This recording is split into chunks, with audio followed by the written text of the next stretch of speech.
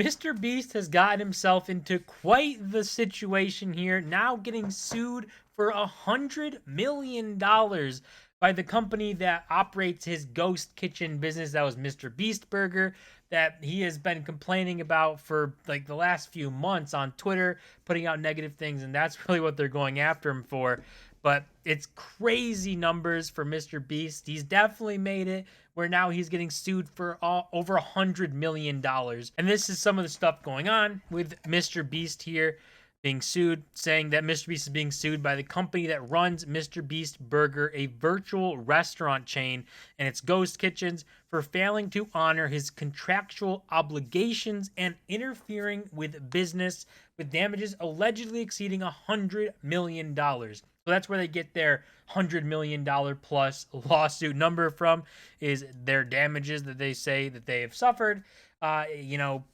If they really suffered that, how can you really quantitate that?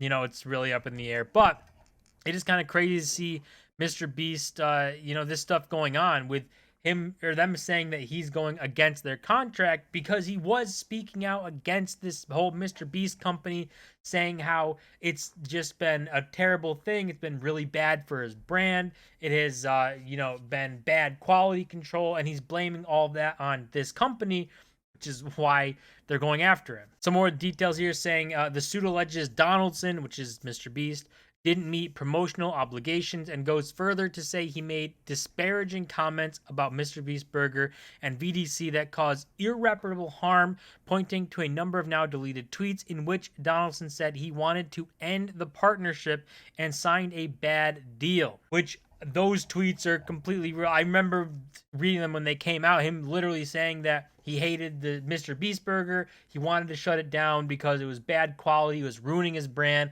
But this company, VDC, wouldn't let him, and that he, made a bad deal. So he said, I think he said like the Young B signed a bad deal. So, whatever that means. But for this, if he is actually missing promotional things and stuff that he signed his contract to say that he was going to do, I mean, they might have a case for something against him. Probably had $100 million, but maybe, something, because obviously you can't sign a contract to do business with someone and then just not do what you said you would do because you don't like them anymore. It's not really how that works. And this is, evident because he deleted his tweets.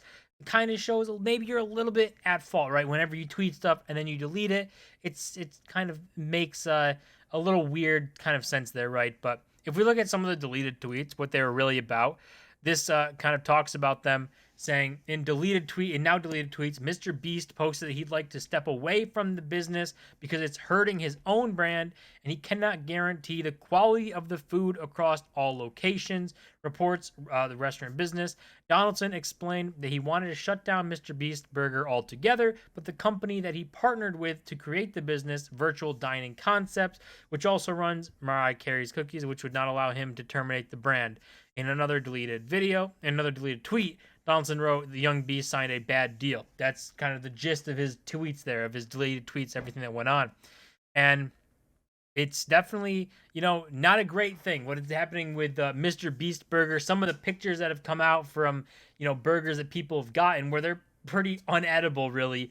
And obviously you could see how that hurts the brand. And for these guys, this VDC, these guys saying that, MrBeast is causing so much harm to their brand. I think they were kind of fighting that they help his brand because people go to MrBeast stuff after having this food, which makes zero sense. That literally does not happen.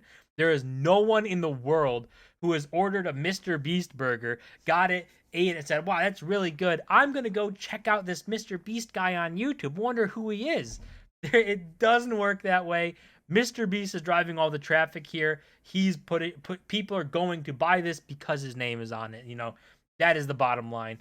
I don't know how they're arguing the other way around. It's kind of laughable if they want to do that, but that's part of their suit, is that, they help his brand when it definitely isn't that way. And on top of that, they've also said that they've damaged relationships, really, saying that VDC argues in the suit that the restaurant, MrBeast Burger, and company suffered a damage or destroyed reputation from Donaldson's statements, including losing vendors, suppliers, and customers that caused damage in the 9-figure range, which maybe, right? I wouldn't say that that's crazy to say could have happened of MrBeast saying, I don't like MrBeast Burger anymore. It's terrible. It's tarnishing my brand, and I only have to talk about it because I made a bad deal. Obviously, that's not great for the person who is the entire image of that brand, saying. So is it the 9-figure range? Is it in the millions and tens of millions of dollars? I don't know if you could really quantify it as that much. That would even be hundreds of millions of dollars. I don't know if that could be, unless your entire business and everything depended on MrBeast, which maybe that's how they built it, right? But that is crazy that it's $100 million. We can even see from some tweets that are still up from MrBeast, like this one, of him saying, yeah, the problem with Beast Burger is I can't guarantee the quality of the order. When working with other restaurants, it's impossible to control it, sadly. And to be honest, I just enjoy Feastables 100x more. Making snacks is awesome and something I'm way more passionate about. So, straight from him, this is one that's not deleted. And obviously, he's much more interested in his Feastables brand, snack stuff, and not doing ghost kitchen stuff.